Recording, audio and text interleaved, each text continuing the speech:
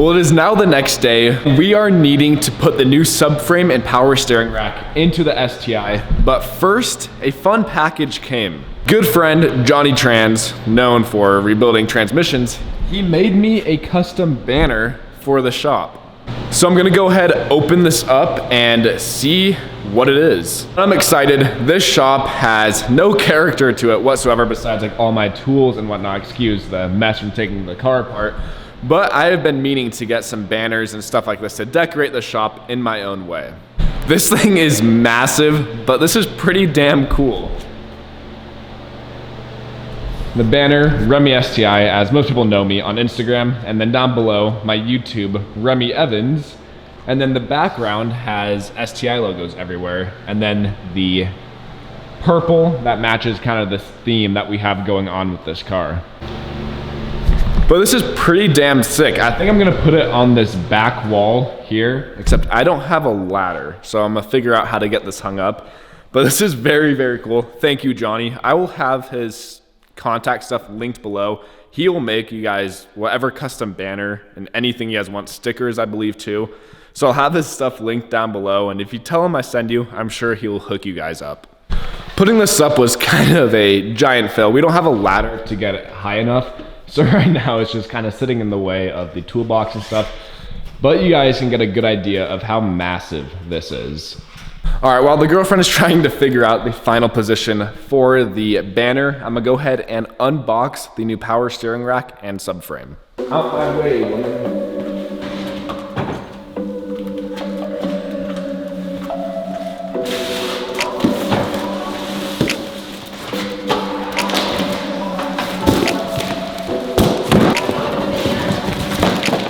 No.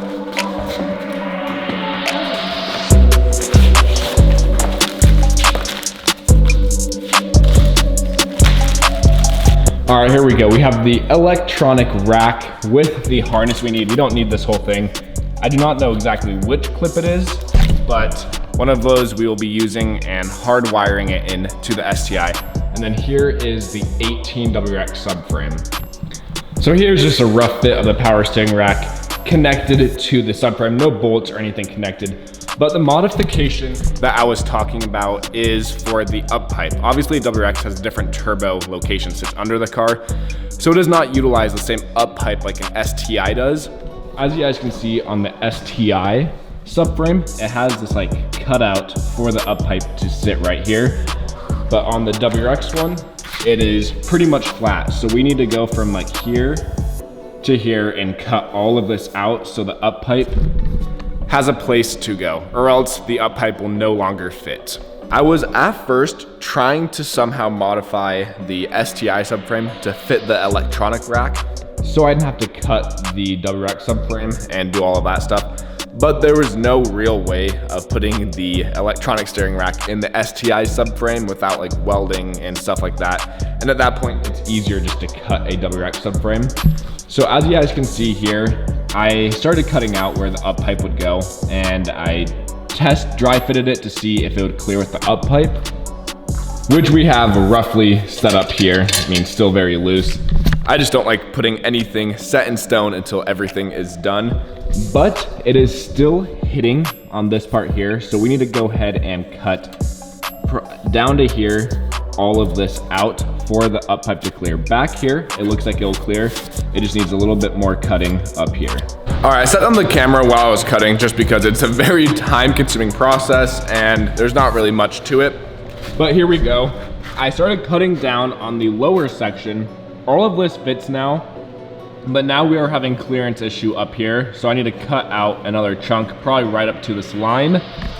And then hopefully the up pipe should clear, no problem. I do need to go run to Harbor Freight though and grab more discs, as this likes to eat up discs and it's getting very sketchy.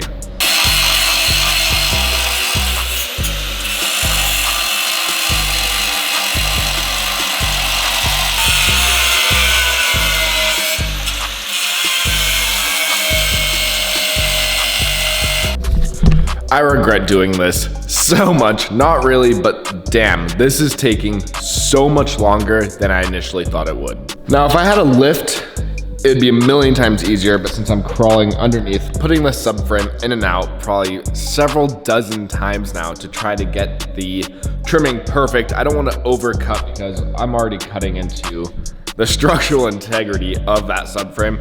So I'm really trying to not cut more than I need, but then that also means I'm taking this in and out so many damn times and have to get it realigned and all of that stuff. But I think I am down to my last cut. Hours and hours later, we finally have a subframe that fits with the up pipe. Here is everything that I had to cut on the WRX subframe. Way more than I initially thought I'd have to cut, but after hours and hours of cutting and test fitting, taking it off, we finally have one that works. Now, before we can go ahead and get the subframe and all of that bolted up, we still need to remove the oil pan so I can put the new oil pan on. And then the oil drain on the back of the head, I'm going to do that with the subframe out because just a million times easier, nothing in your way. I am replacing it with a -10 AN as opposed to your normal, just like you put your hose on it. I will be removing it, or I will be replacing it with this -10 for the new turbo kit. All right, there we go. We have the brand new oil pan placed onto the car. The lighting's bad, but you guys can see the torque solution. Now I need to remove the up pipe so I can access the drain fitting on the back of the head so I can replace it with my -10.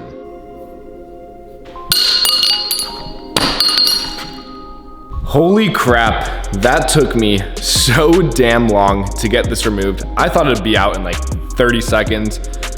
No, not at all. It's a press fit, but I think they glue it to the head. There's not much room back there, regardless to get it off. This took me like 35 minutes to get a stupid oil return line off. It's impossible to show you guys down there, but what I did is with the pry bar, I would just move it left to right, probably 40 times, and it broke the glue loose, and then from there, I would just pry it out, and eventually it popped right out. There is one issue I'm running into right now. I have the headers bolted up, new gaskets put on, but the up pipe sits right here, which is right in the way of the engine harness, and I really do not want to melt an engine harness. That could be pretty bad, so I need to figure out what to do with that. One option is I can disconnect it and see if I can route it behind the intake manifold and plug everything still in and then have it routed this way. I'm not quite sure. I'll have the engine harness disconnected right now, get the up pipe put in, and then see what we can do from there. All right, we officially have this car converted to electronic steering. I take that back. It's not 100% operational because I still have the wiring harness for the electronic rack that needs to be wired in still, but I could still drive this car how it is. It would just have no power steering at all. But here you guys go.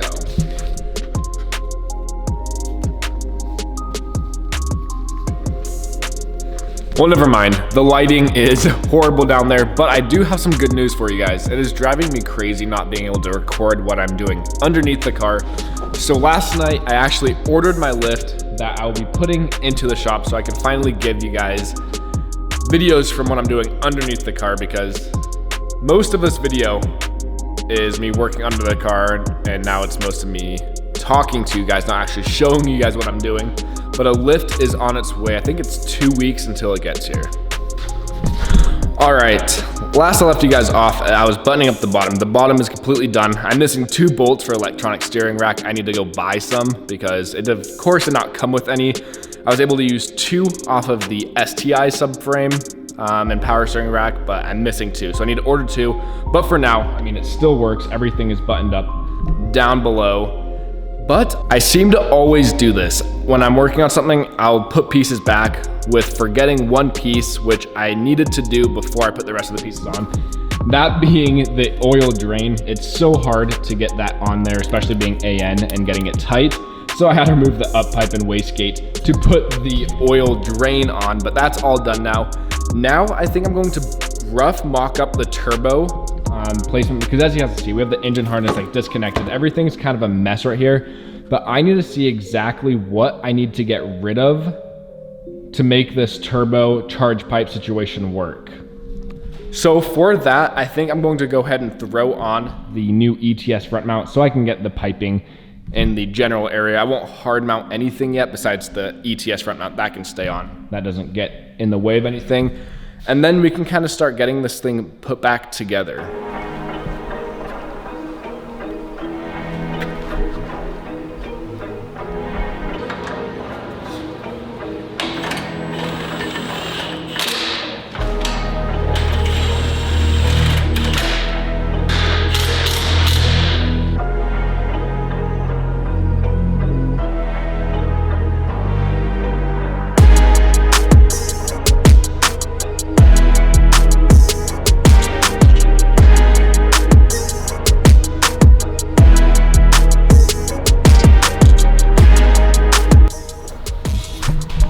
And I think that's going to conclude it for today's video. I know it was quite random and all over the place, but truthfully, it's kind of hard filming under the car, doing stuff for that for you guys, and just trying to get this car done in the deadline that I have. It's hard to record everything I do at this moment. It's not quite perfectly aligned for the charge pipe, but I can fix that later on. I just wanted to test fit how it looks right now.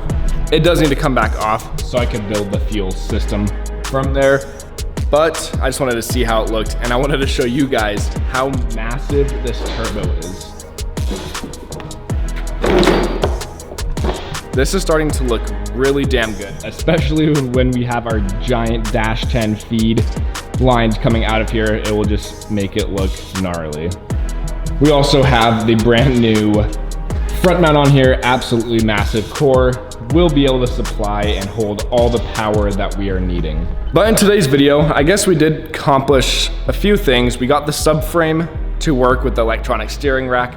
We got the new turbo kit on. We got the fuel system out of the car.